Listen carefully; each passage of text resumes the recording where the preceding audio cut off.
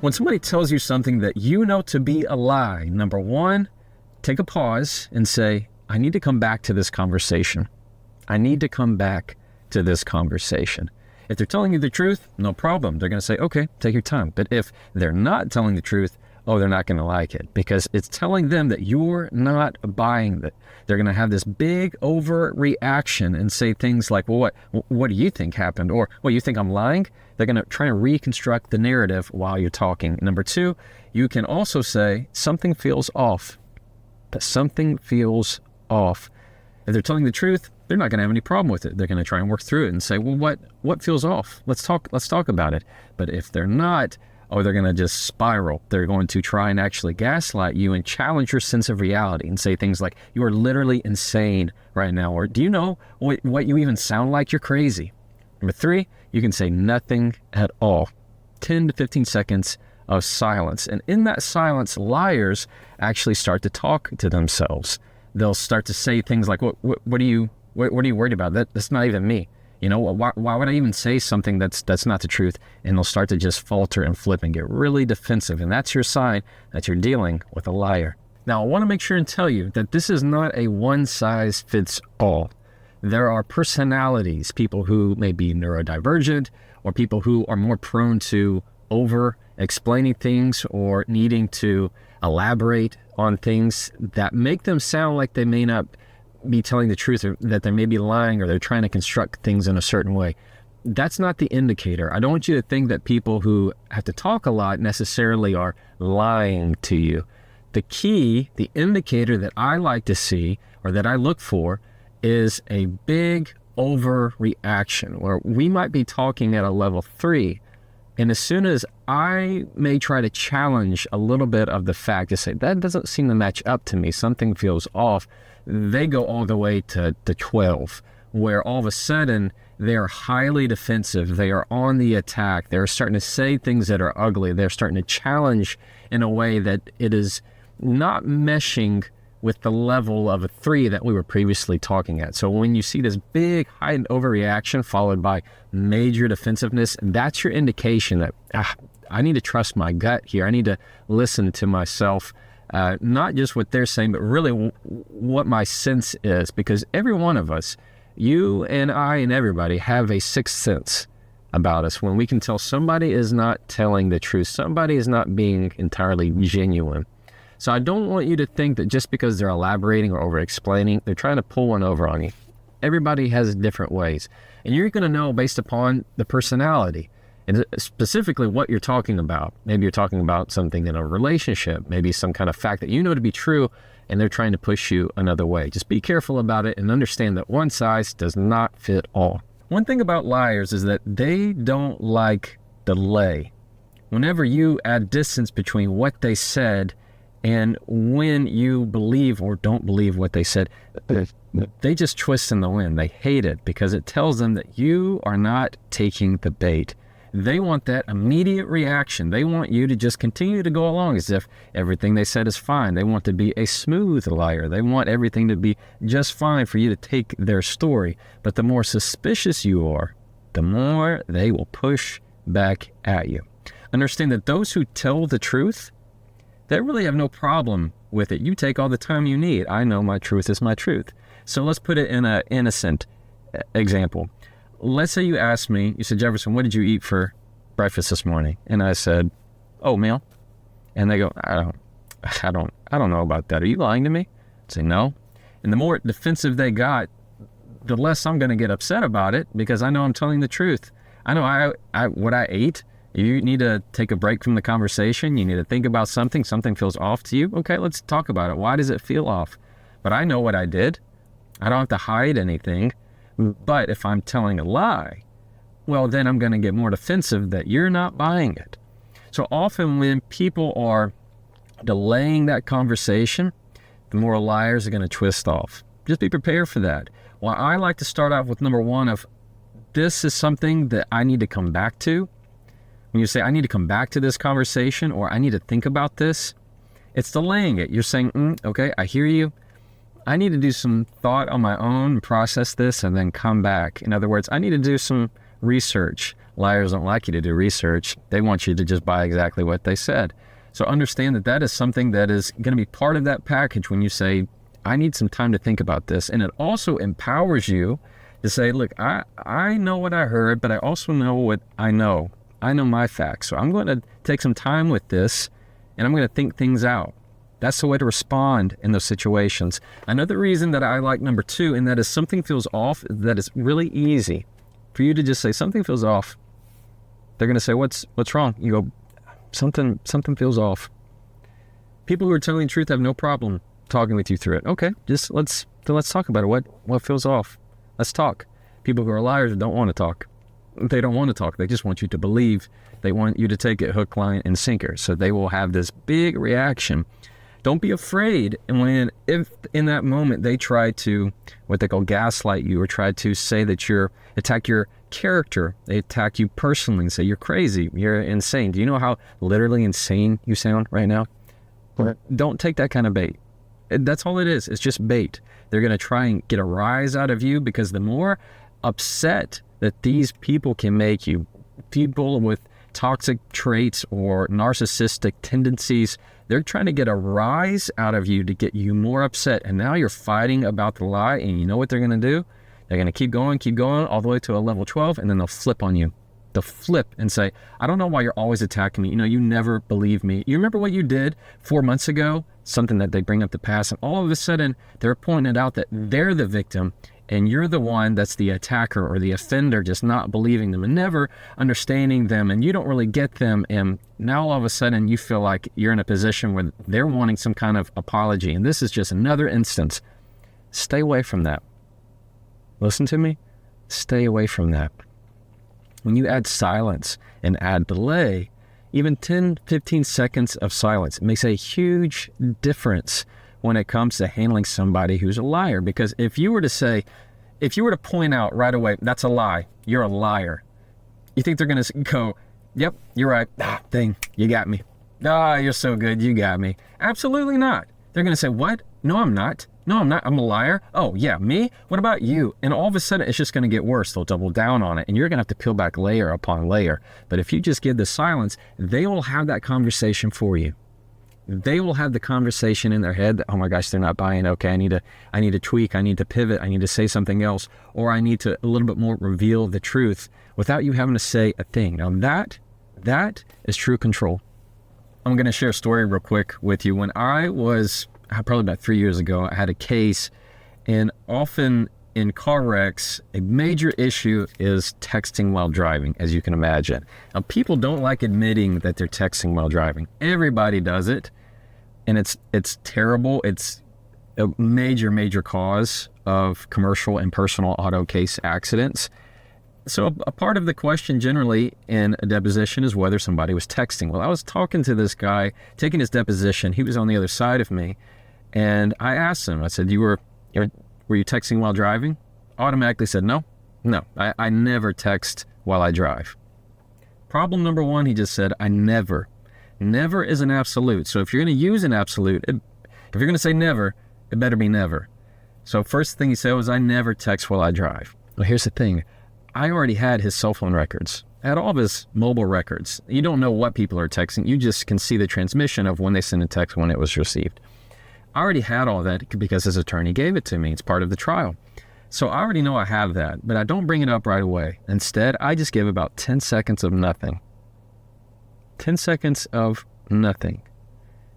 And I just kind of looked around the room, looked at him for a second, and in that moment, within not even 10 seconds, he said, well, I mean, I sometimes I do, but most of the time I don't. Right there. Okay, he just, what they call in Texas, crawfished here in the South, meaning you're backing up. You're backing up what you just said. You're actually going back on it, saying, well, I mean, he went from I always or I never to, which is an absolute, to, well, I mean, I sometimes do, but I wasn't doing it right then. All I did was repeat his lie.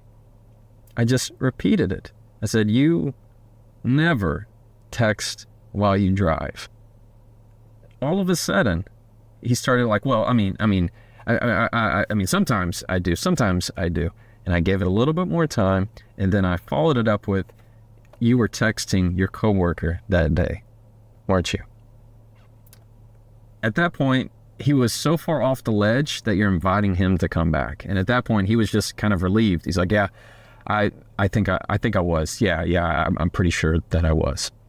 And at that point, I just tweak it a little bit more. You were. It's not a you think you were. You were. Yes, I was. Boom. Right then. I don't have to call him out as a liar. I don't have to have this big ordeal. I don't have to try and hurt his credibility in a harmful way. I can still be respectful and give him just a chance to walk off the plank. Often just giving that a moment of silence and letting them hear their thoughts and saying, nobody in this room is believing this right now. They understand that all their feet, the floor underneath them, the carpet underneath them just got pulled. They have nothing else to stand on, and they'll go back to safety because they know that their lie is not being taken. Now we're at the point of the podcast where I get to read a question from a follower. If you're not already part of my newsletter, I send a communication tip once a week right to your inbox where you can ask me questions and I get to respond to it. It's a lot of fun for me, and I always pull one so I can talk about it in the podcast. This one is from April. April is in Nashville, Tennessee. Jefferson, I love your stuff so much. Thank you, April. I have an issue whenever I'm trying to explain something. Sometimes I am elaborating too much where I'm trying to over-explain, but some people feel like I am telling a lie when I'm really not. I'm just trying to clarify. Can you help give me some guidance there? April, you're not the only one. All right? That's the first thing, is you're not the only one. There are a lot of people who feel like they just need to get it all out. They just need to get it all out. But sometimes the more that you say, the more it looks like you're trying to hide the truth. Let me tell you the difference. All right? It's when you're getting to the point. Often, if I were going to ask you a question that is generally a yes or no question, or something that is a very clear fact, like, what time did you get home last night? Or did you stop by the store yesterday? These are very clear things. Is it a yes or a no? Do you have a time or do you not have a time? Often, people look like they're lying when they don't say that yes or no or that fact right out of the gate. Instead, they leave it for the very end. So if I were going to ask you, did you go to the store yesterday, which is a yes or no, they'll go, well, and they'll start talking about, well, first I went here and then I went there, and they lay out this timeline. There are a lot of people who they will have to say a timeline first, like, well, I went here, then you said that, and then I did this, and they need to construct it in a certain way to get it all out. There's nothing wrong with that. You just have to be careful to make sure that when somebody's giving you that time frame, they're not reconstructing it in a way that does not match what you know of the facts. But what causes the problem, April, is when you wait to the very end to say that yes or a no. If I ask you what time it is, and you start talking about something else, and at the whole point, I'm thinking, why aren't you answering my question? Why aren't you answering my question? You're just trying to explain. What I hear is you're trying to delay and you're trying to hide. What can eliminate that is when you give the answer, your point, right out of the gate, and then say, can I explain? Period. Did you go to the store yesterday? Yes, I did. Can I share with you something else? All right? That's going to give you a whole lot more room to say, I need to get some stuff off my chest. Or there's sometimes a question isn't a yes or a no. Lots of times my clients get in a deposition, they get asked questions, and what I train them on is some questions aren't a yes or a no. They're not black and white, but attorneys sometimes will try and corner them, and some people will try to corner you into certain conversations. Instead, you just answer with, that's not a yes or no question for me. That question can't be answered in a yes or a no. That's what I teach them. I can't answer that question in a yes or a no. Can I explain? Or I'm happy to explain, and I'm happy to share some more on it. So I don't want you to feel pressured that just because you need to explain things, it means that you're not telling the truth. It's not what that means. All that means is you just need to rearrange the structure of your sentences. Give the point at the very beginning, then explain, rather than first thing out of your mouth is, let me explain. As soon as you say that first without giving the point, so if I ask you a question and you say, let me explain, people go, oh, great, you're not going to give me the answer. You're hiding the answer. You're delaying the answer. And it makes you look more like you're not telling the truth. So what I would encourage you to do is try to say the yes or no, the answer, direct answer up front, and then follow up with an explanation that supports that answer, not the other way around. The next time that someone tries to gaslight you, Here's what I want you to do. Number one, if they say, I didn't say that, instead of chasing it and saying, yes, you did, or then what did I say? Which allows them to manipulate the narrative. You're going to slowly respond, that's what I heard. That's what I heard. It doesn't allow them to flip any message, and it keeps you in a position of strength. Number two, if they try to personally attack you and say things like, you're crazy, you need help, you're going to calmly respond, I need someone who's helpful. I need someone who's helpful. What you're doing is saying, you're not the person that I need in this conversation, and you're not being part of the solution. And that's where I'm going. Number three, if they say something like, you're imagining things, you're going to say from a position of strength and assertiveness, I do not imagine facts. Here's where you can get almost a little bit indignant. I do not imagine facts. What you're saying is, I know exactly what happened. I know what my facts are, and I'm not coming away from it. And before I continue, I want to make sure that I give this disclaimer. All right, I'm not a psychologist. I'm not a therapist. If you have legitimate questions about gaslighting, feel free to ask them. I'm going to tell you what I know it to be and what I've interacted with in my line of work in the legal field. Gaslighting is a term that can be thrown around way too easily. Okay, it seems to be a very easy replacement for somebody who just simply disagrees with you that you don't really like. That's not it, so be careful with that term. Gaslighting is a much more serious issue, and the goal of it is to make you question your reality, to make you question who you are and how you make judgments and decisions about things. And a very simple example, let's say you and I are sitting across from each other and I start tapping my pen, and then I stop and I start tapping my pen again. You go, I need you to stop. I go, what are you talking about? You were tapping your pen. I said, no, I'm not. No, I wasn't. I've never been tapping my pen. And I tap it a little bit later. And again, I denied. I said, you're just making things up. You're imagining things. Over time, that's a very elementary example, but in a bigger scheme of things happen that somebody is seeing and you're noticing, but they deny it, deny that anything happened, and they start to make you feel bad about yourself, that you're wrong in your decision-making, wrong in your memory, and then that you're just a person who feels very unsure about who they are in their reality, make you question everything, make you question the veracity, the truthfulness of things, and it's a way to manipulate you to form control. If I were to say to you, everybody thinks you're crazy, and I hate to tell you this, but like all your friends, they hate you. Like nobody likes you. And I do that from a position of, I'm the only one that can tell you this. I'm the one that really cares about you, when really all I'm doing is isolating you. Gaslighting is meant to question your reality. So anytime you get into an argument where you're thinking, I know this. I know that that's not what happened, but this other person is totally denying it. It's a way of lying, but it's even more serious in that they're forming the lie to twist it to paint a picture of what they want you to see versus what the truth actually reveals. All right. And so that's the difference. And it's one of the most corrosive things I think can happen in an argument. So in my line of work, I often see people who attempt to gaslight in depositions under cross-examination, because it's a very high stress, high conflict environment where I'm asking them questions. And often when somebody is caught in a lie or caught in a situation where it's not putting them in the best light, the most cunning, the best liars will attempt to gaslight the situation. And this is what it sounds like. They will go, okay, wait. Let's go back. That's a key phrase right there. Let's go back. And they want to go to the very beginning of the timeline to them. And they want to go, okay, this said this, and he said this, and she said this.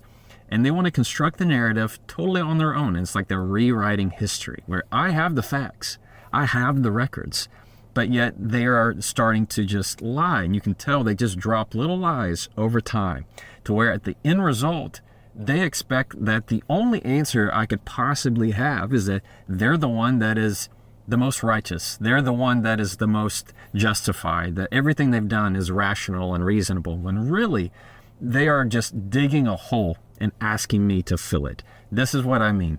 Often gaslighting is, the way I picture it is, they dig holes and then kind of trick you, entice you into filling it. So they'll say some kind of lie, and then you get really defensive and go, that's not what happened. No, nuh-uh. And they go, okay, well, what happened? And they're asking you to just pick up a shovel and put the hole back in it. And then they go to another lie. And you go, no, what are you talking about? and you pick up your shovel and you start filling another hole. So all they do is just go around where you're losing control, like a cat and a laser pointer, that they're holding the laser pointer all over the wall in the different areas of the room, and you're the cat just chasing it from point to point to point, not seeing that it's all about control. It's all about control. The more focused you are on constructing your own bridge, the more they're making yours fall apart without you even seeing it. So the key overarching message when it comes to gaslighting behavior is the less you say, the less they can control, the less they can do with it. That's why for them, bringing up the past is really just their playground, because they can construct the history of it in a way that puts them in the best spot and you at the most disadvantage. And so whenever you feel like I feel like I'm just chasing accuracy over miscommunication, over inaccuracy and inaccuracy, it's gaslighting, manipulative behavior. And some of the biggest things to watch out for is talking about the past. And I can't tell you enough. When you get in those situations, you need to say less. Yeah, very short sentences, because it gives them less to play with. That's why when I give you these little phrases to use, they're not big explanations. They're short. That's what I heard. That's what I heard. I cannot imagine facts. Little things that once you say them, they can't really do anything with them. And your response when they go, oh, and they get all frustrated is just you repeat them. You say them again, and they really can't do anything, and they'll get frustrated. They'll leave. They'll change the subject, but just understand that's what it is. It's manipulative behavior to have you under their control.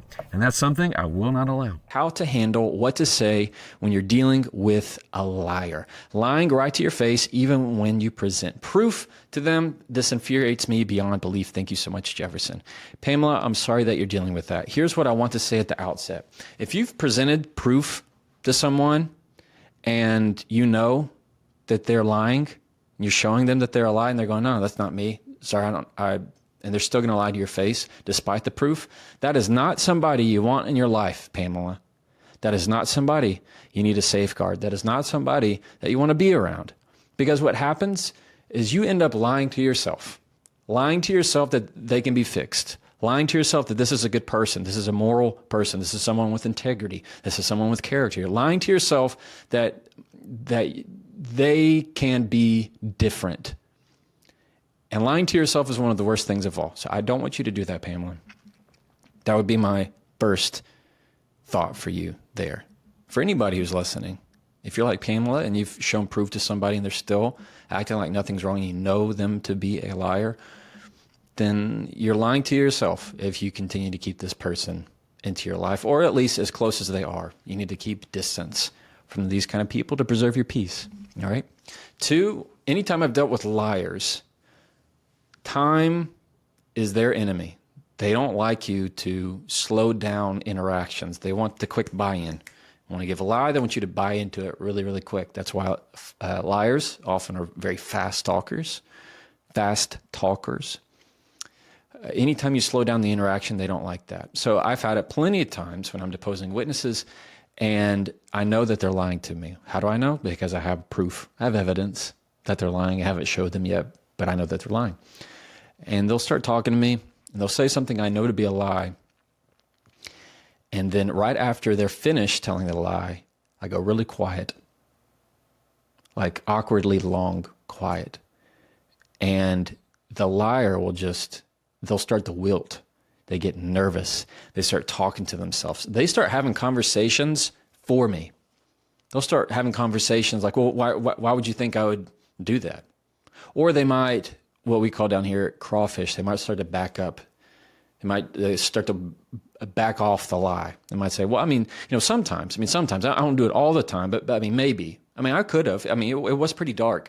And they try to start to resurrect and fix their story. Or they're asking for input from me to try and fix their melting sandcastle. They might say something like, well, what do you think happened? Why would you think I wouldn't?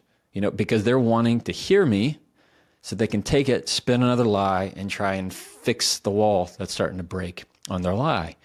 So time is to your advantage. Third is use little phrases that is going to clue them in that you're not believing it.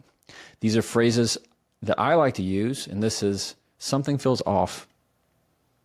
They might say, what do you think? And I go, I don't know. Something feels off. I can't put my finger on it. I don't know. Something feels off. And it will just absolutely drive them nuts. Or I'll say, I need to come back to this conversation.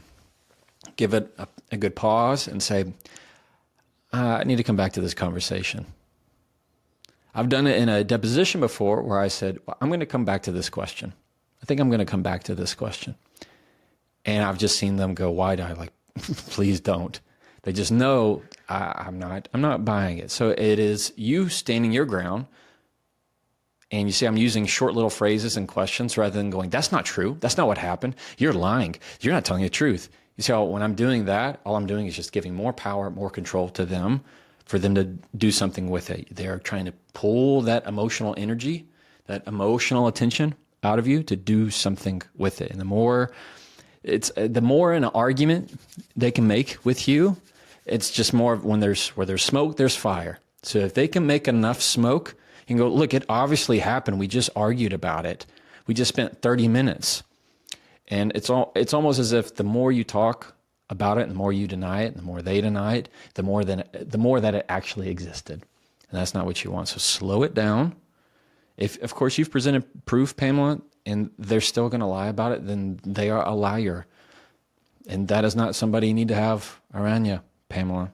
All right? So I just want you to be careful and protect yourself. Now, on the outside, they look totally normal. Maybe you're related to one. Maybe you work with one.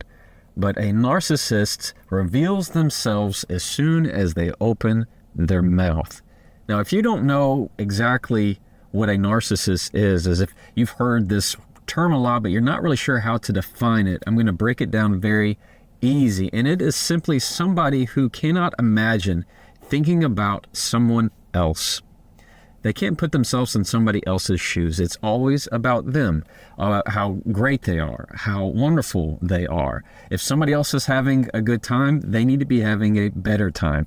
If they're frustrated, they need you more frustrated. They understand that it is not empathy that they do.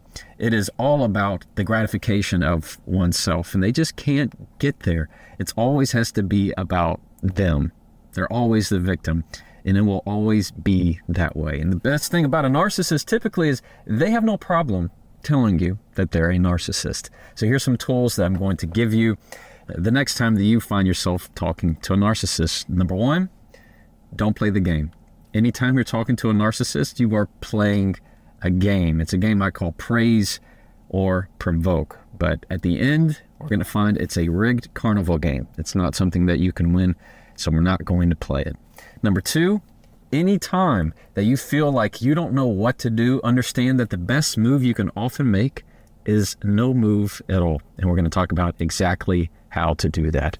And number three, rather than getting yourself worked up as if you need to prove to them that they need to see the wrong of their ways and they need to apologize, it's probably never going to happen, at least to the extent that you want. Instead, there are ways that you have to look within and understand that you don't need an apology to validate your own feelings, all right?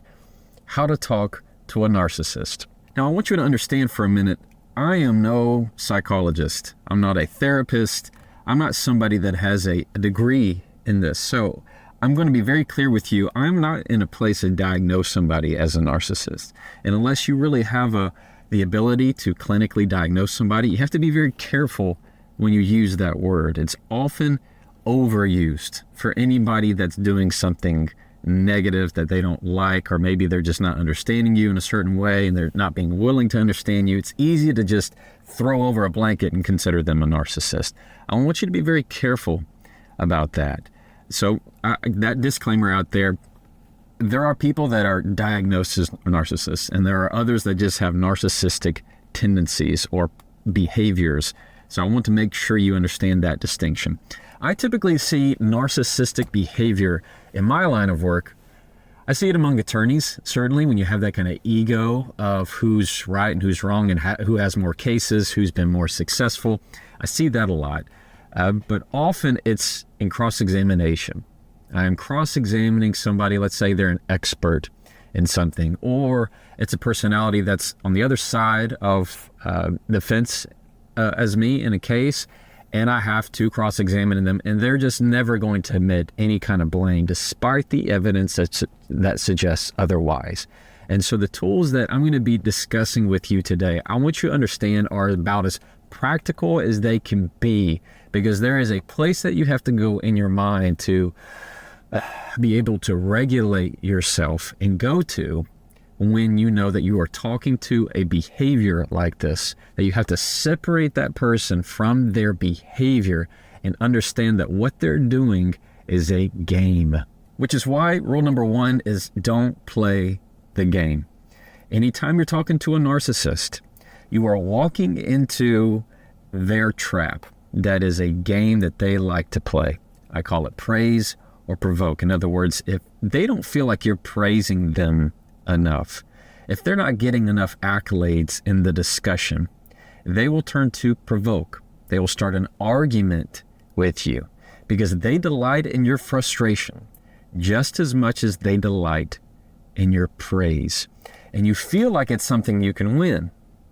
You feel like when you get into that bad argument that you can show them their ways and how they're not listening to you, how they're not understanding you, but they will not do it.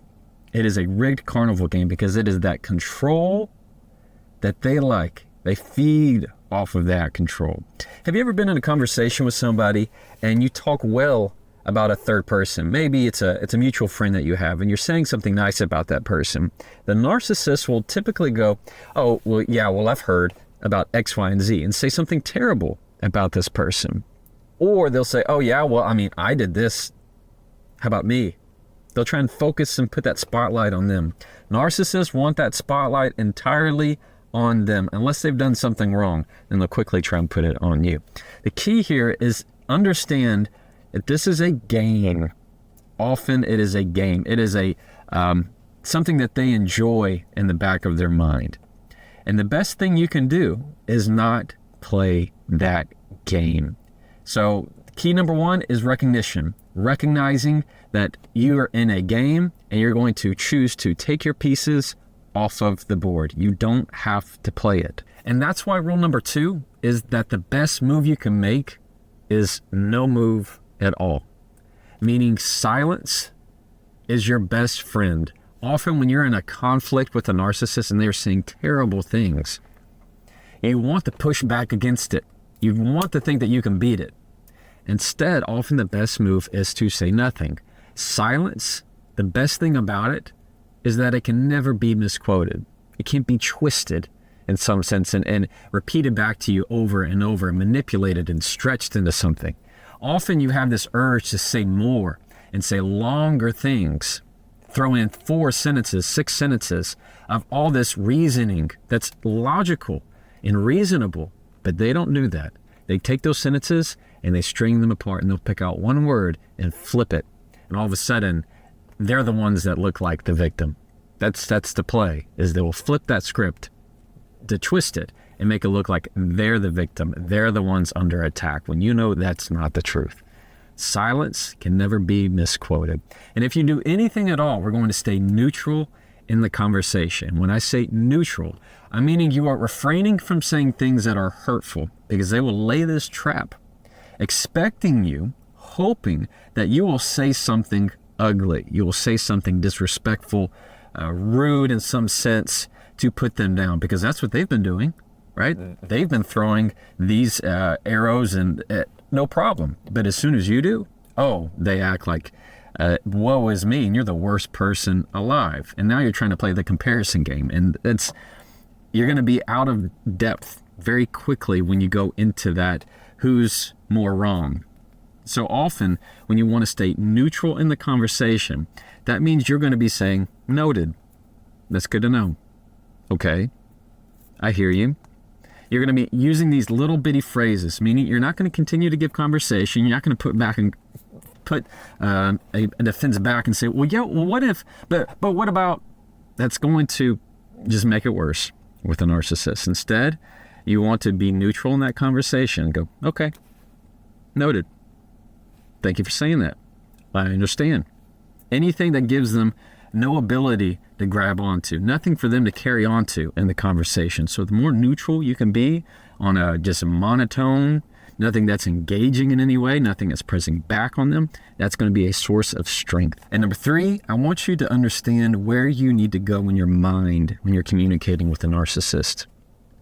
There is this tendency that we have within us to make them want to understand our point of view. It's very easy to get into this push and pull of, oh my gosh, they're not listening to me. They only think about themselves. How can I get them? What can I say to click on the light bulb and make them think about what it's like on my side? Not going to happen. I hate to break it to you, but it's not going to happen. They can't do that. All right? So stop trying, stop digging that hole time and time again and expecting them to fill it. It's just going to be an empty hole. Instead, I want you to get to a place in your mind where you think to yourself, instead of, man, they only think about themselves, where you switch to say, it is time that I think about myself and my peace of mind and my source of strength, and where I go to, where I draw my strength from, who I draw my strength from, because there are friends and people in your life that want to fill you, that want to give to you. They want to be part of filling your cup. Narcissists will only take, and they will continue to take, and they'll continue to pour out. So understand there are givers in relationships and takers in relationships, and it's the same way in a conversation. So go into that mindset of, you're not going to get that apology from them. Say, oh my gosh, I'm so sorry. You're right. I was totally stubborn. I was totally ignorant. I was so unreasonable in this. I was disrespectful. Most likely never going to happen. So instead, understand that you don't need an apology to validate feelings. You don't need an apology to feel like it's a bow has been tied on that conversation. You can finally lay it to rest. No, you just need to put down the shovel and keep on walking. All right? Which videos of yours seem to relate most to your audience, to the algorithm, to the people that follow you? Ones that are conflict driven. So if I'm dealing with a bad argument, you're dealing with somebody who's narcissistic, you're dealing with somebody who has a difficult personality, the hard stuff, the ugly stuff, the difficult stuff, how to maneuver those types of things tend to hit more. But I'm hesitant to talk too much about narcissism. I'll do a video about that like every 5 weeks ago, or 5-6 weeks or so. I just feel like it's too much of a dynamite for some people. It's just some people that they make it their whole page all about that. It's like, we didn't even have this word, I feel like 2 years ago. It wasn't even a real word. So you gotta be careful. Too many people are real quick to just paint somebody as a narcissist just because they said something they don't like. So I'm very, very cautious about using that word. Yeah, it becomes desensitized now for the people that actually are dealing with somebody who's like a diagnosed narcissist. Now their voice isn't heard as loud because it's been the word's been so overexposed. I don't think I've seen any DM from somebody who just said, hey, I am going through something with a regular ex, a nice ex of mine. No, it's always a narcissistic ex. Every time it's whoever is not in my life anymore, or who is anymore. It's always a narcissist. So I'm not going to say they haven't been diagnosed.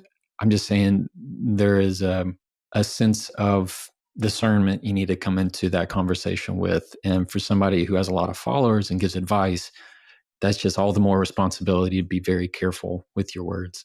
And so for more difficult scenarios, like the ones that you're talking about, harder conversations, people who are quote unquote difficult, is it the same playbook? take the breath, practice the pause.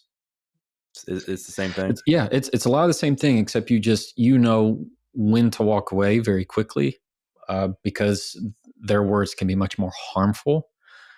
Understanding that when you're dealing with somebody who's a narcissistic type, it is a game in a sense. They either want to provoke you or they want the praise from you, and there's a line that comes with that. So it's more of informing them when they're in those situations and giving them a sense of, just because you walk away does not mean you're a bad person. Just because you need to step away from a conversation does not mean that you've lost. Often it's you've won. You've won that your peace of mind. And what are you walking away from, or what are you walking away with? And that's the difference. Obviously, in your line of work, it can be easy to feel manipulated, feel like your reality can be warped, and that maybe your truth isn't your truth. You question whether or not what you're thinking is actually what's going on because of just the dynamics of a court case, or maybe what another lawyer might be saying to you or whatever. And I think this also happens a lot in these more difficult conversations where, because of the words of somebody else and what they're saying to them, the person could have started out great, felt confident, felt, like they had a level of self-respect, but now they're like, oh no, like maybe is this person right? Like, am I really doing those things?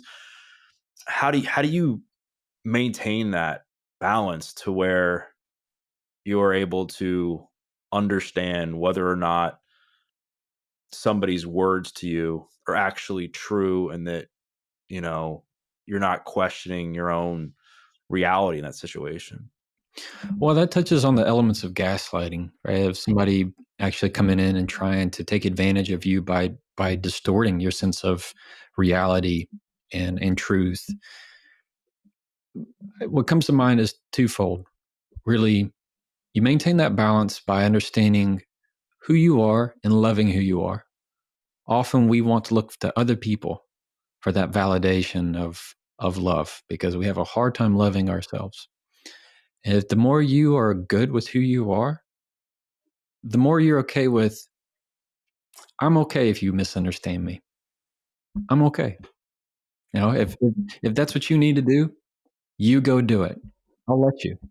But that doesn't mean that I'm going to take down anything else that I have. So there's that sense of loving who you are. The second end of that is to be firm. Often when I talk about it in terms of people who want to break up your self-esteem, who try to gaslight you in certain ways, it's somewhat like the laser pointer with a cat, right? They want to jump you from place to place to place, even though you get there and there's no laser. It's all just distraction. It's manipulation. In that sense, you need to stand still and be still. And one of the best ways to do that is to use phrases that I teach are, I remember things differently. I see that differently. I take another approach. It's often just using and repeating the same phrases. Repeating means that you're standing still, because they might bring something up to you and you have that knee-jerk reaction and go, that's not what happened. That's not what I said. That's not true. Well, you're just jumping around to where they want you. And it's not where that is. Versus if I just repeat what I said, I see things differently. They want to distract you. You just repeat, I see things differently. You're standing still. It's like the person who's not responding to that text. You're saying, I got control over me, and that's the only person who does. Do you think there's benefit to saying, because one of the things I've used in the past is, like, it's okay. Like, you have your truth, I have my truth. You have your perception of reality, I have my perception of reality. Neither are right or wrong, but we're going to have to agree to disagree on this. Like, do you think that saying something like that can be effective, or am I not being assertive enough? It depends on the situation. It depends how much this person matters to you. Often I like to use an opening of, is this something we have to agree on? I use that a lot. I say a lot. I mean, I use that as an opening frequently. Is this something we have to agree on? Almost always the answer is no, because then it keys you into priority. Is this something that matters? Is this something we really want to fight over? The second answer is, if it is something you need to agree on, the question is that something we need to agree on now, at this exact moment, at this exact second? Or if we wait until tomorrow or next week, is the world going to shut down? And so it is timing is a big aspect, because often people will try to push you into conversations. And the problem you fall into is when you agree to get into the ring, when you're not ready, you're tired, you're hungry, you haven't worked out that day. You have built up tension. You don't go into the match if you're not prepared for it. So often you're just not ready.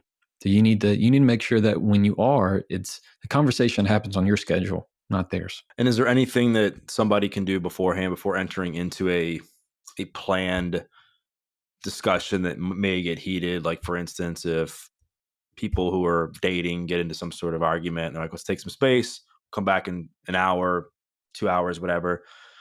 Is there any kind of best practices for being able to make sure you're coming together in a healthy way? What I try to tell people is use a frame around the conversation. You frame it, which is somewhat similar to others who talk about this, but it is calling your shot, is what I say it. Like an old baseball player, you're pointing into left field, going, that's where we're going. So right at the beginning of the conversation, say, I want you to know that before we talk about this, at the end of this conversation, that's key. At the end of this conversation, I still love you. I still care about you. I still want to be friends. I still want to do this. And then you go into, here's what we want to talk about. So you make it very short and concise of what you are to talk about. But what you're doing is eliminating the unknowns. Often somebody in a conversation, you have to start to feel fear of, like, if I say what I really want to say, am I going to lose this person? Well, you remove that barrier when you say, hey, I want to have a discussion with you about X, Y, and Z, but just know at the end of it, I'm still going to respect who you are. We're still going to choose to love each other. And it's like you're getting their permission and their acknowledgement. And now they know the parameters. Now they know the discussion. It's much harder when you go, hey, we need to talk. Talk about what? Anything. How does it end? Who knows? That all it does is bring anxiety of, I have no idea where we're going. And so that's what you're leaving, an open pasture for you just to roam. That's what the conversation lasts forever, because there's no fence. You're just going wherever it goes. And then you realize, wow, where did this even start? How did we even get to this point? So if you come in from a frame, you're going to be much stronger, because you're giving people less choices. Like, if you're going to, like, as a kid, pick out a pair of shoes. If you have like 30 shoes on the wall, you're going to take a whole lot more time. But if I give you two, here's the two subjects we want to talk about. Well, that's much easier to digest. And then it makes conversations feel a lot more productive once you've chosen one, I know you probably don't want to be overly structured with some of these conversations, especially if it's like in a romantic setting. But do you think that there's benefit to having some sort of time limit within that frame, so that the other person makes sure that they're feeling heard too, and they don't feel like the other person who maybe is setting the tone for the conversation is taking up a bunch of time to talk, and then now an hour has gone by, somebody's got to go to work, somebody's got to take care of the kids, whatever the example is. Do you think there's an effective way to make sure that both people can hear each other out? Yeah, I mean, one tactic is to say, okay, I'm giving you 5 minutes. Here's my phone. We're going to agree. You get 5 minutes to say whatever you want to say, and I'm not going to say a word. Whatever is on your mind about this, you get to say it all. And then I get 5 minutes, and I get to say all that I want. And then at the end of it, that's the end of it. We're not going to bring it up again. You get to lay those parameters as a couple, as a relationship, if that works for you or not. But what it does make sure is you get to say what you want, and I'm not going to be defensive about it.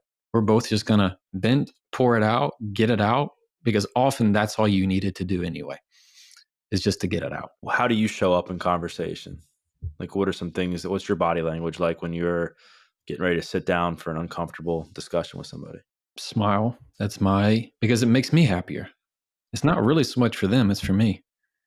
I want to feel like I am at all times positive, confident, and settled. So you have to think in your mind the values you want to portray. So there are things called conversational values that I'm a big proponent of. That is, every time you get into a conversation, what is the value that you're wanting to stand by? Like a company has their own values, they have their own brand that people know them by because that is the corporate message that they have sent out for their company. Same way applies to you as in your human body. I apply my values what I want to be. So one of my values is where there is room for kindness, I will use it. Anytime, if there's space anywhere in that conversation for kindness, I will choose it, period. I don't care if they've been ugly to me. Is there space for kindness? That's what I'm going to do.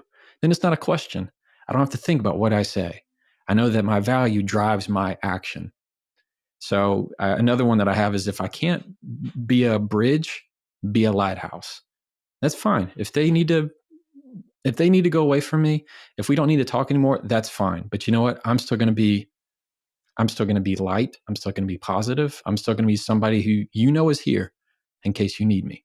So these values of conversational values help you show up more as you because these values align with who you are as a person. So you have to think whatever I'm wanting to portray, it does not work unless it becomes you. Like that's who I want to be in this conversation. I know we talked earlier about like somebody who's portraying this false sense of confidence. They're, overly charismatic. They're just talking loud, for no reason, all these things.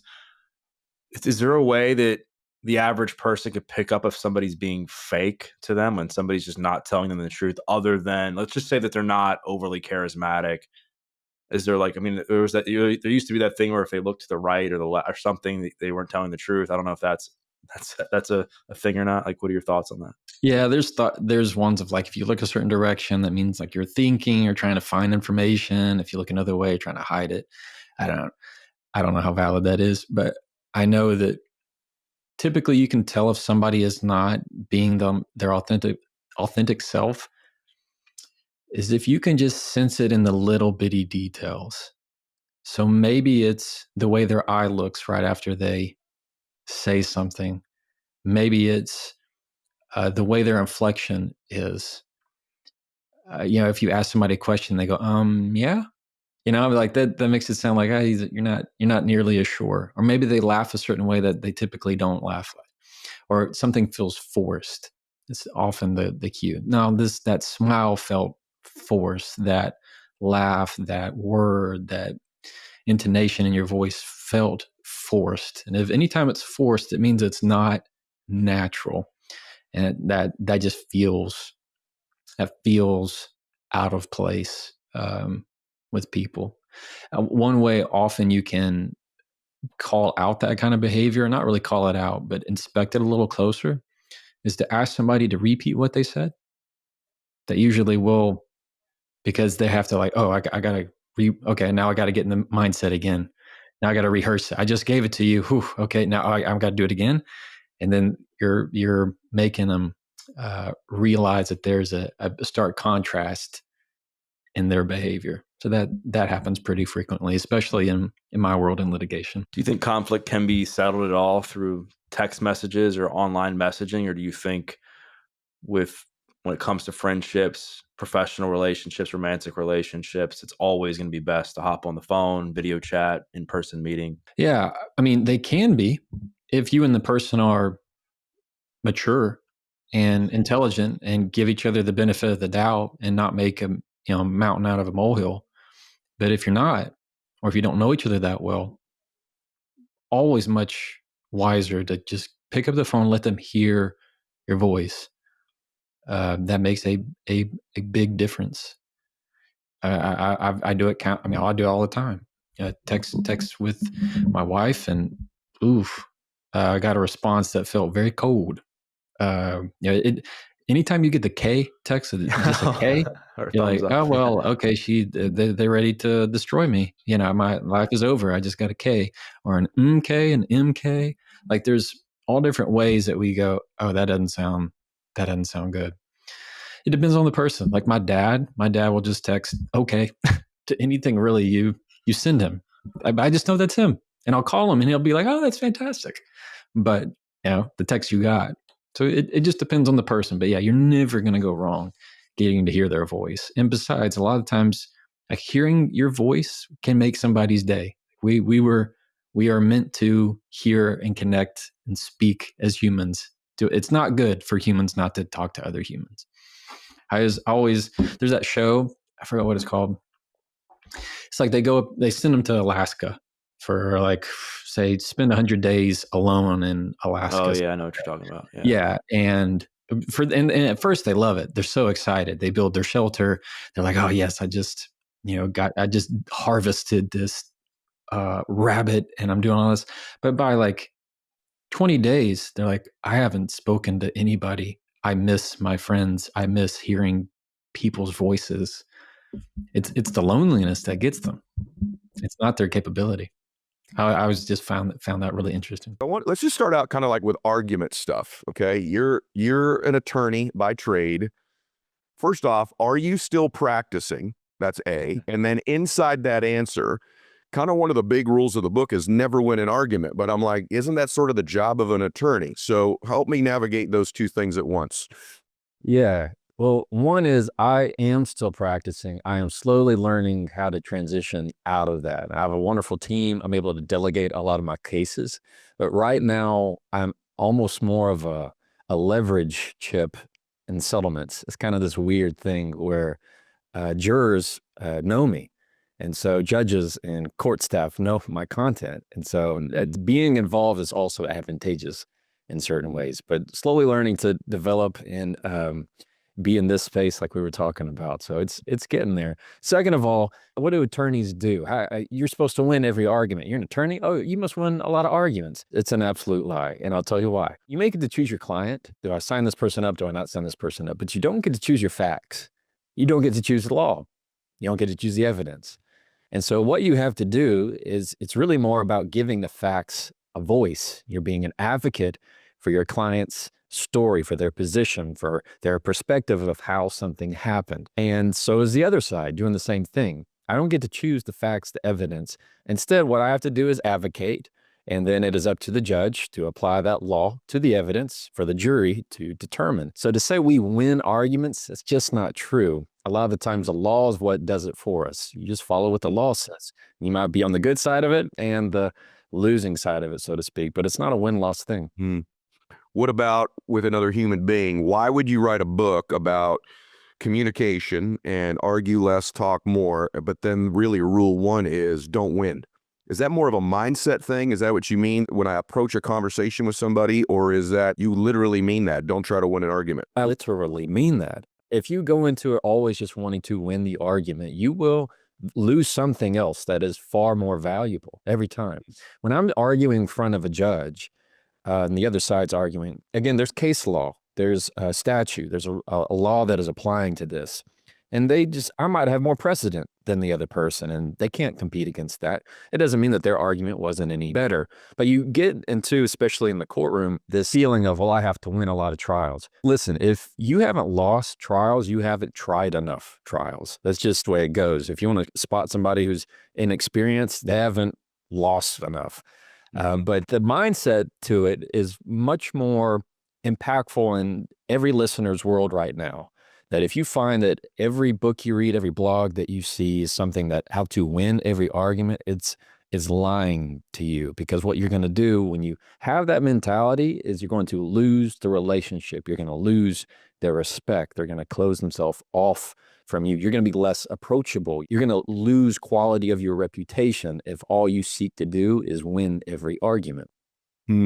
What if you're with someone who does try to do that? So let's start out. Like, his content, you guys, is so specific, is what I like about it. It's not just general principles. There's actually real phraseology, real words.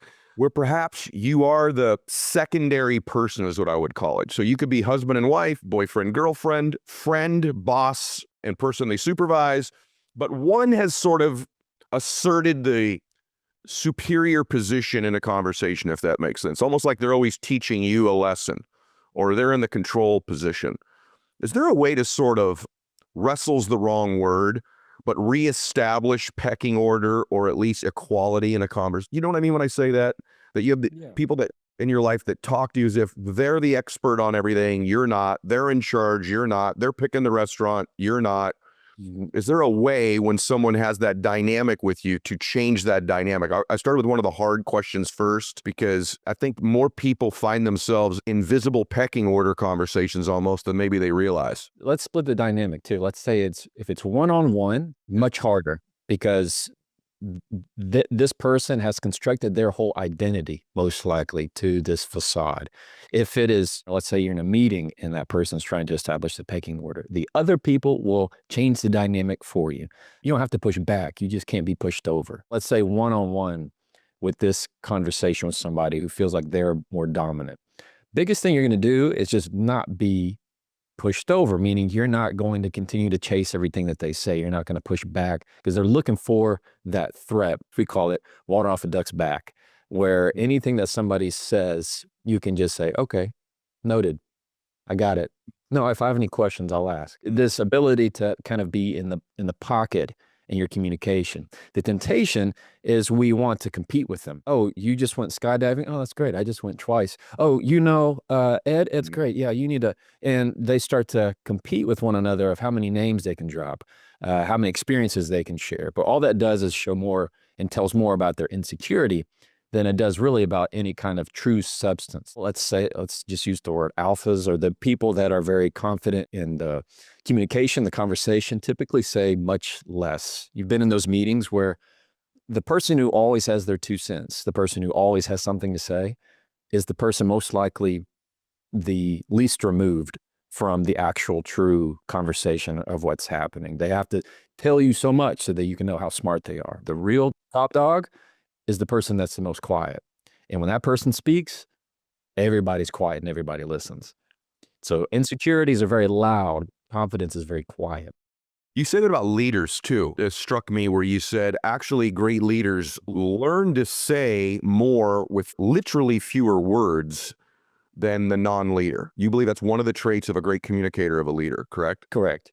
Good leaders respond in conversation. Great leaders leave room for conversation.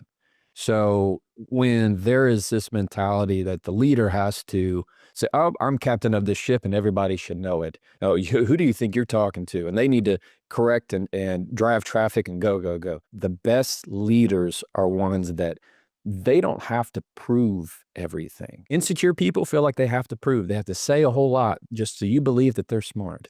Confident people know that. Great leaders already know that.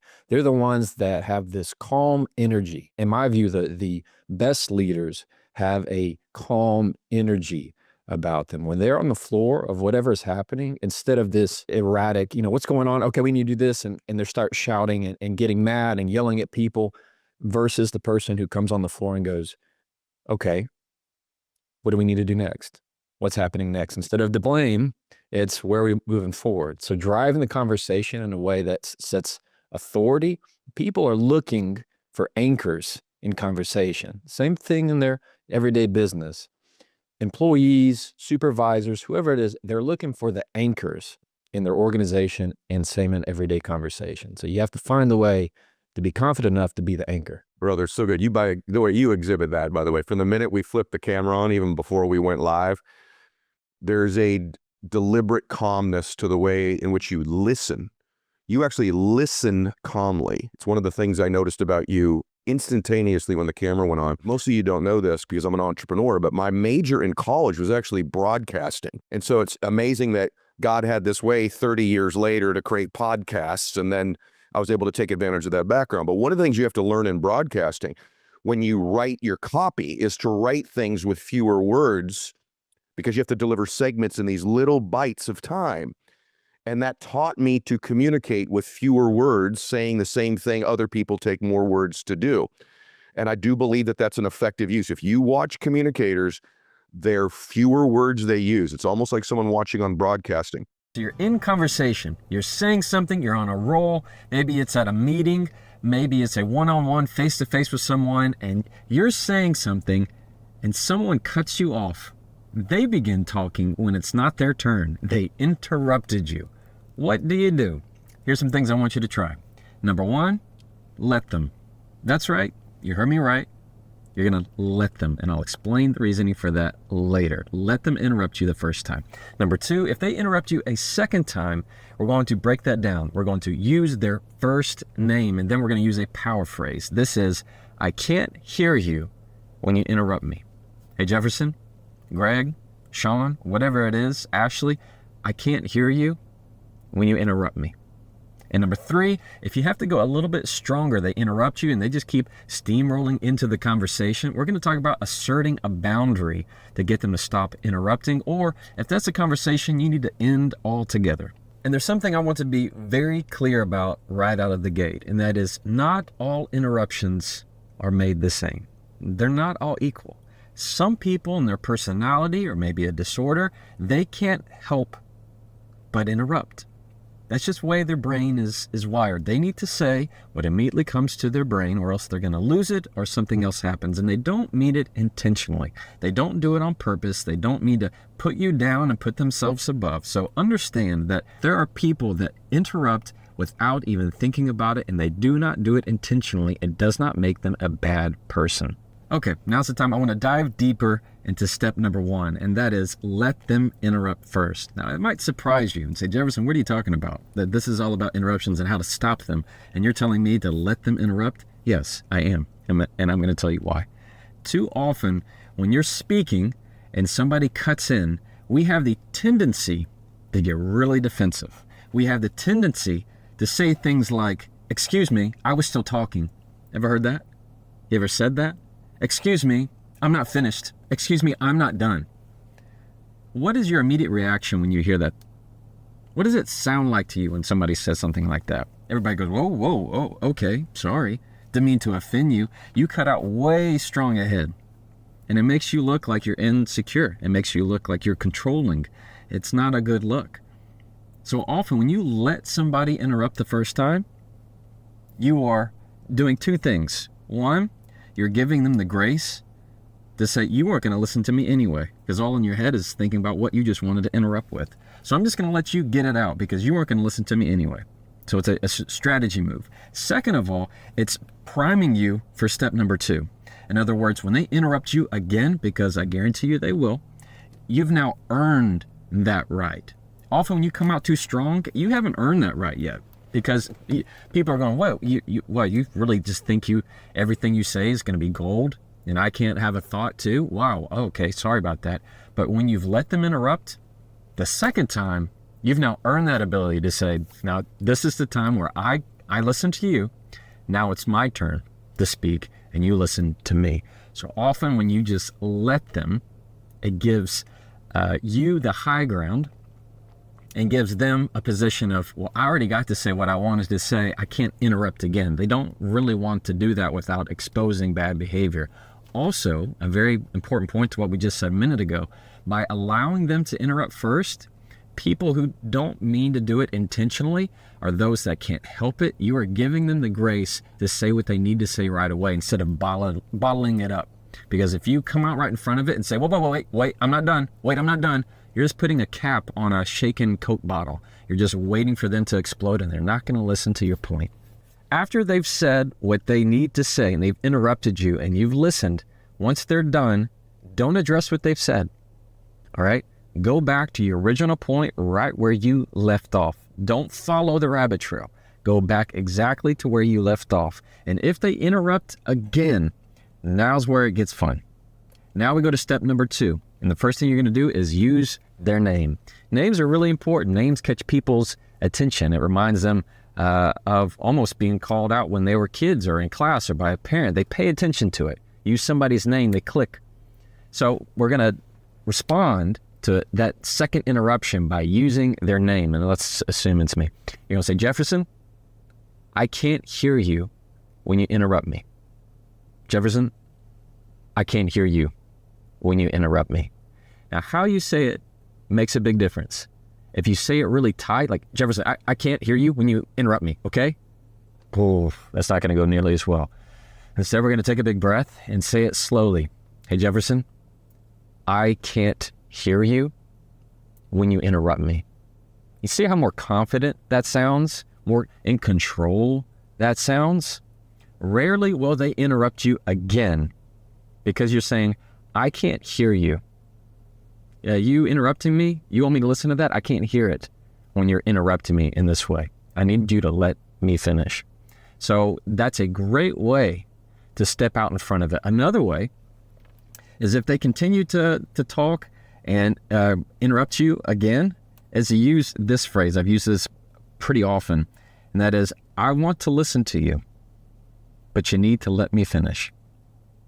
I want to listen to you, but you need to let me finish. The trigger here is I'm telling them I want to listen to you. I want to hear what you have to say, but you need to let me finish first. It's an acknowledgement of I'm going to go, then I am more than happy to hear what you have to say. And number 3, if they continue to interrupt despite what you're saying, and you're saying it with kindness and you're giving them all the room, it's time that you assert a boundary. Now, I do this often in the legal space. As you can imagine, attorneys have a lot to say, and some attorneys feel like what they have to say is more important than what others have to say. And so often they will interrupt in a call, in a hearing, in trial. It happens all the time. And so often I will use the method of number 2. For example, last week, I'm not going to use this person's name, but I said, I can't hear you when you interrupt me. And that's the last time this individual interrupted. But I've also had it before where I needed to be a lot more assertive in it. For example, I've said things like, I need to make sure, am I on a one-way street or a two-way street? That's telling them right now, am I just listening to you talk? Are we going to have a conversation? Another thing you can use is, I need to understand, are we having a conversation or am I attending a lecture? You got to be careful about how you say certain things, but these are ways that you need to be a little bit more assertive sometimes and stand up straight and say, hey, I'm not being listened to here.